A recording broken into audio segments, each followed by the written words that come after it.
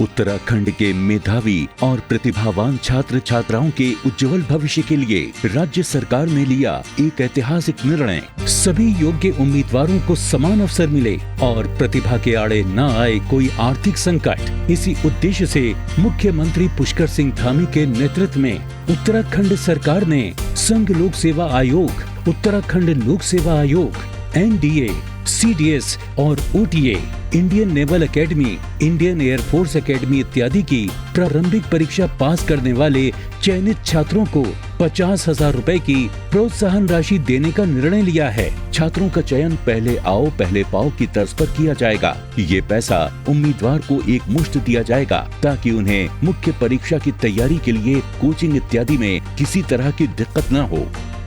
पैसों का पूरा भुगतान सीधा उम्मीदवार के बैंक खाते में होगा। 50,000 स्टूडेंट के लिए बहुत ही अच्छी आर्थिक मदद है, जिससे हम प्री क्लियर करने के बाद अपनी आगे का स्टडी मटेरियल और आगे की तैयारी कर सकते हैं। वो आराम से टेंशन फ्री होकर अपने फाइनल्स निकाल सकता है, वो अपनी बुक्स ले सकता है, अपना खर्चा उठा सकता है। मुख्यमंत्री पुष्कर सिंह धामी के कुशल नेतृत्व में राज्य सरकार का उठाया ये एक ऐसा महत्वपूर्ण कदम है जिसकी मदद से उत्तराखंड का युवा खुद लिखेगा अपना सुनहरा भविष्य। अब लक्ष्य को हासिल करने की राह में न होगी कोई बाधा। सबका साथ, सबका विकास, सबका विश्वास। नमस्कार, उत्तराखंड की खबरों में आपका स्वागत है। मैं हूं आपके साथ आकाश। अब देखते हैं खबरें विस्तार से। देहरादून का जॉली ग्रांट एयरपोर्ट अब अत्याधुनिक यात्री सुविधाओं से लैस हो गया है। केंद्रीय नागर विमानन मंत्री ज्योतिरादित्य सिंधिया ने एयरपोर्ट पर 325 करोड़ रुपए की लागत से बने नए टर्मिनल भवन का शुक्रवार को लोकार्पण कर जनता को समर्पित किया। इस टर्मिनल के तैयार हो जाने से एयरपोर्ट पर प्रति घंटा यात्री आवागमन की क्षमता 7 गुना बढ़ गई है। इस दौरान मुख्यमंत्री पुष्कर सिंह धामी, नागर विमानन राज्य मंत्री जनरल डॉक्टर VK सिंह, विधानसभा अध्यक्ष प्रेमचंद अग्रवाल, राज्यसभा सांसद नरेश बंसल और पूर्व मुख्यमंत्री त्रिवेंद्र सिंह रावत भी मौजूद थे। इस मौके पर पूर्व केंद्रीय मंत्री और सांसद रमेश पोखरियाल निशंक वर्चुअली शामिल हुए। कार्यक्रम को संबोधित करते हुए सिंधिया ने कहा कि उत्तराखंड में पर्यटन और तीर्थटन की अपार संभावनाएं हैं। ये देवभूमि है जिसमें 4 धाम, हरिद्वार, ऋषिकेश और तमाम पर्यटन स्थल है, हर किसी को आकर्षित करने की क्षमता रखती है।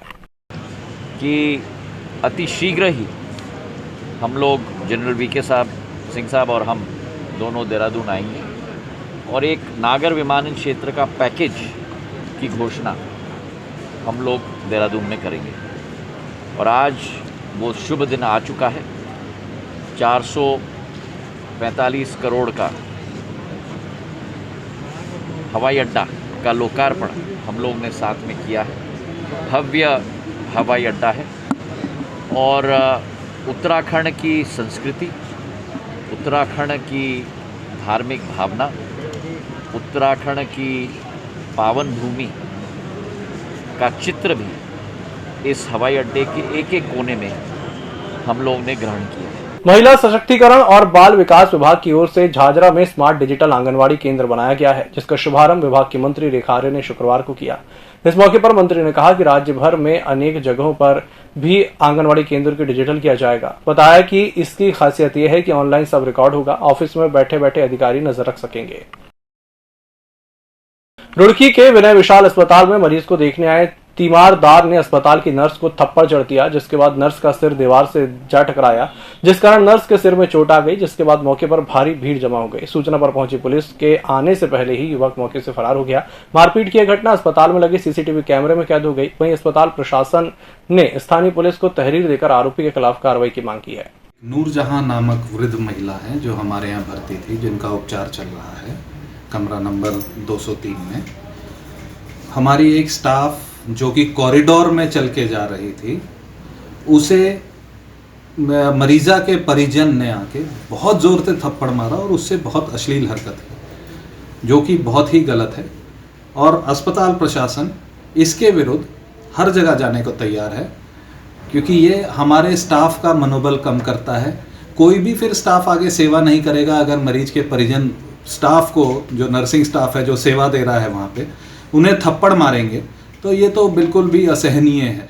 ड्रग आयुक्त पंकज पांडे के आदेश पर ड्रग कंट्रोलर द्वारा गठित की गई ड्रग विभाग की टीम लगातार नकली दवाई और नशीली दवाइयों की बिक्री करने वाले मेडिकल संचालकों के खिलाफ अभियान चलाए हुए है। ड्रग विभाग की टीम रुड़की क्षेत्र में मेडिकलों पर ताबड़तोड़ छापेमारी कर रही है, जहां इमली रोड स्थित उत्तराखंड मेडिकल स्टोर पर छापामार कार्रवाई करते हुए टीम ने बड़ी मात्रा में प्रतिबंधित दवाइयों का जखीरा बरामद किया है। आज हमने 8 मेडिकल्स पे कार्रवाई की है अभी इन पे और भी मेडिकल्स पे कार्रवाई करनी थी, लेकिन लोग जो है एक मेडिकल पे जाने के बाद सभी दुकानें बंद करके चले गए थे। इमली रोड पे खासकर जो रुड़की में है, और वहाँ पे काफ़ी हंगामा भी हुआ था।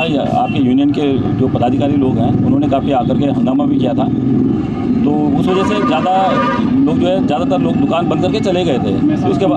इसके बाद हम लोग जो है इधर लंडौरा की ओर आए हैं, और लंडौरा में हम लोगों ने जो है अपनी कार्रवाई को आगे लगातार जारी रखा।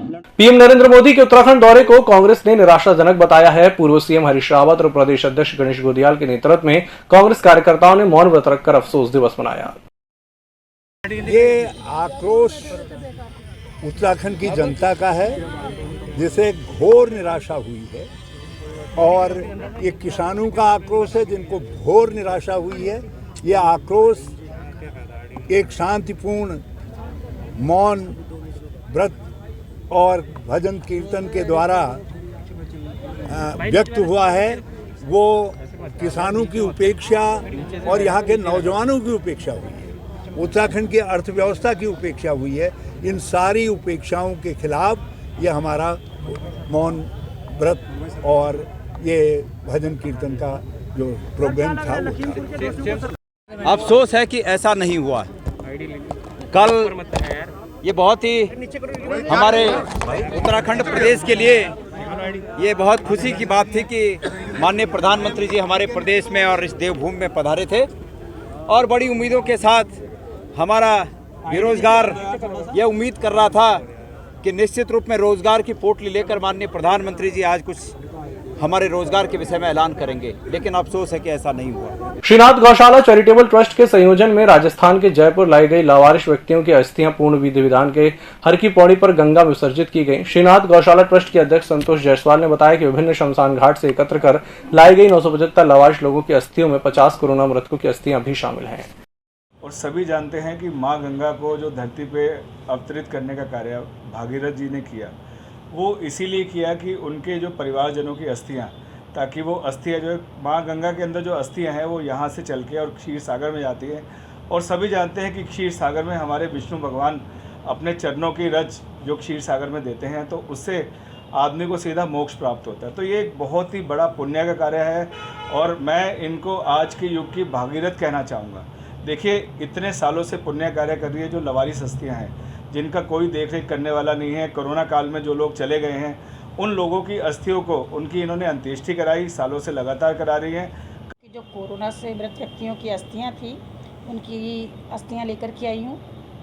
25 में जैन धर्म के लोगों की अस्थियां लेकर के आई हूँ, और 900 लोगों की, जिनमें अज्ञात और लावारिश लोग हैं, 975 टोटल अस्थियां लेकर के मैं हरिद्वार आई हूँ। ये कार्य मैं सन 2007 से कर रही हूँ। अब तक मैंने टोटल 7,500-8 हज़ार लोगों की अंत्येष्टि करा दी है, और 7,500-8 हज़ार लोगों की ही मैंने अस्थियां विसर्जन की है। इस बुलेटिन में फिलहाल इतना ही। इसी के साथ मुझे दीजिए इजाजत। नमस्कार।